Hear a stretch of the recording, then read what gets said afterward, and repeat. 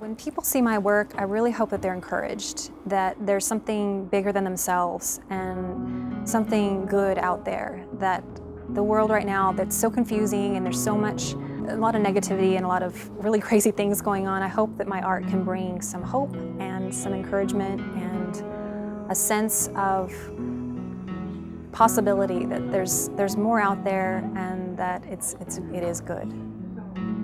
I started out in art just as a kid. I just always loved to draw, and I think the moment when I was in church with my mom and I was drawing on the back of an index card and she accused me of tracing and I hadn't, I kind of knew, hey, maybe I'm not so bad at this. And then after that I just had a passion for it. I just loved drawing and creating anything I could get my hands on, paper, pencil, paint, whatever. Just grabbed everything I could and taught myself as much as I could and took as many lessons as I could as well. I think combining a little Western element is my roots here in Texas. I grew up here, but I've always been interested in the stars and something beyond. To me, the cosmic element actually represents the spiritual element as well. I just play with the idea of something beyond ourselves. The majority of what my art is about falls into that spectrum of the everyday saint. I really like the idea of the everyday person being able to relate to God and have a spiritual life, not making it so unapproachable.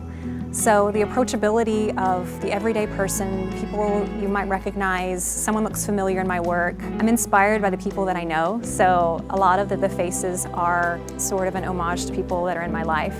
And so I like that idea of that everyday person that can do extraordinary things and be more than just what you see on this earth.